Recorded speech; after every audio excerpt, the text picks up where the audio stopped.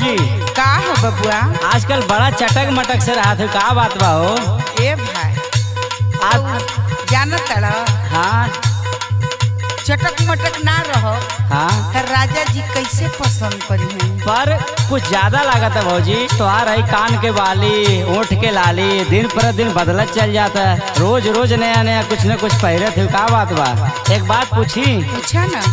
सुना। तोहर सोनावा के बाली हाई ओठावा के लाली,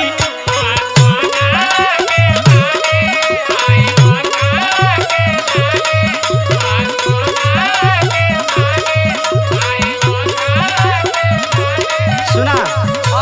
सुनत है। तोहर सोनावा के बाली हाई ओठावा के लाली, चटकार देले बा। अच्छा चटकार देले बा भौजी, किनले बा भातार की यार देले बा।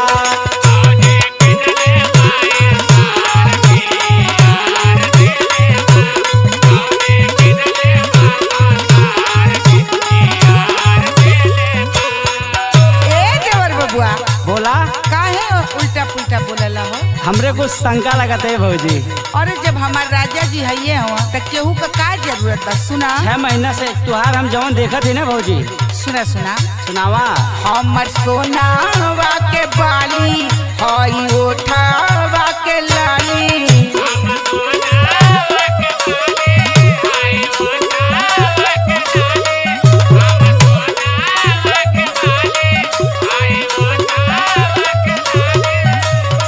हमर सोनावा के बाली हई होठावा के लाली, सब सिंगार देले बा, सब सिंगार देले बा।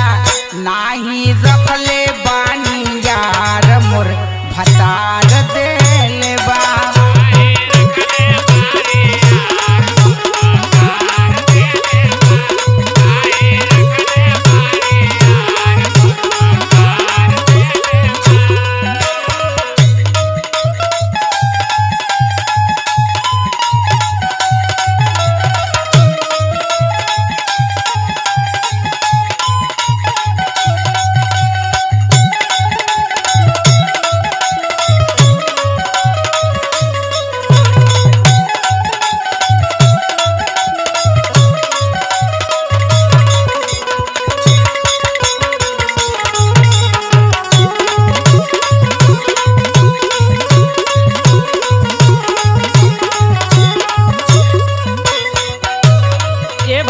का हो?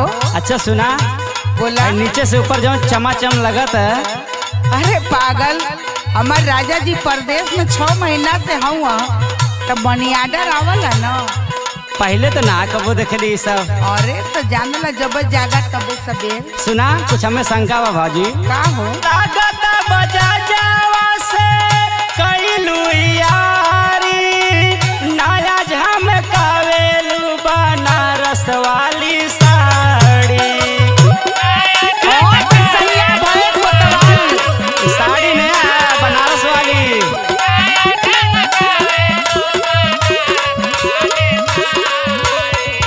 लागत बजा जावा से कैलू यारी, नया झमकावेलू बनारस वाली साड़ी।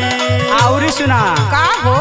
रोज जालू तू बाजार, खालू चौमिन चटकार।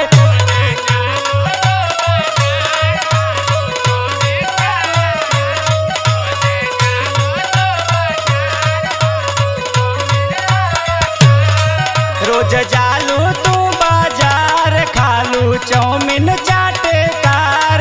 बहुत प्यार देले बा, बहुत प्यार देले बा। भौजी किनले बा भातार की यार देले बा।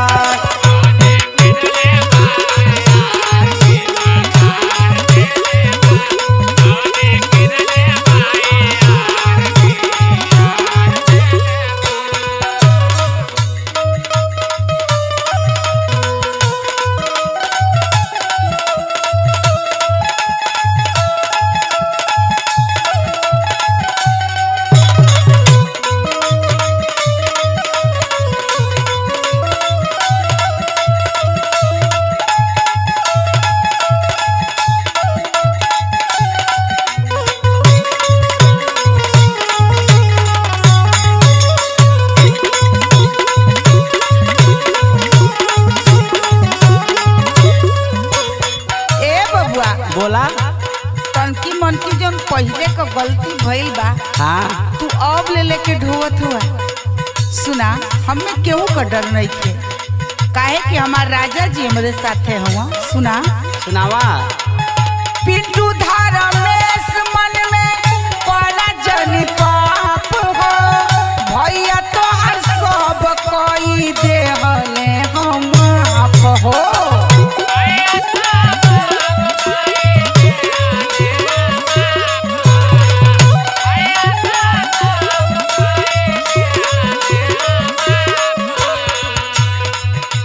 से तू रोज रोज बाजारे जात बाटू? अरे भाई, जब कहल हुए कि जब सैया भय कोतवाल अब डर का। बस बस जान गेली भौजी, आगे बतावा।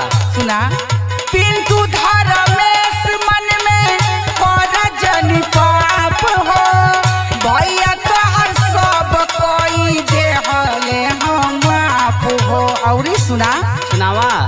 लागत बड़ा तू अनेर, हमर छोड़ी दाना फेर।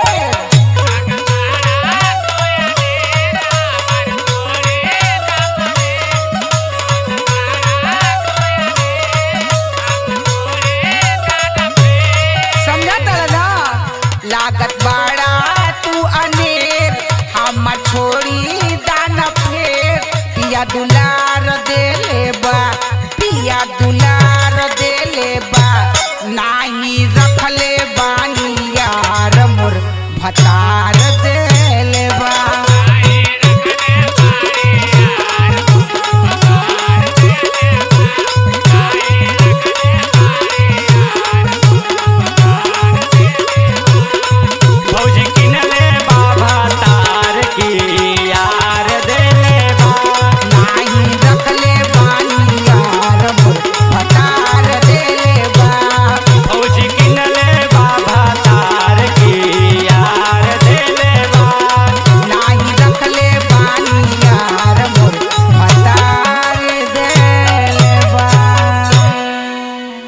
अच्छा, ये सब भैया के चढ़ावल बढ़ावल है। तहार काहे फाटता?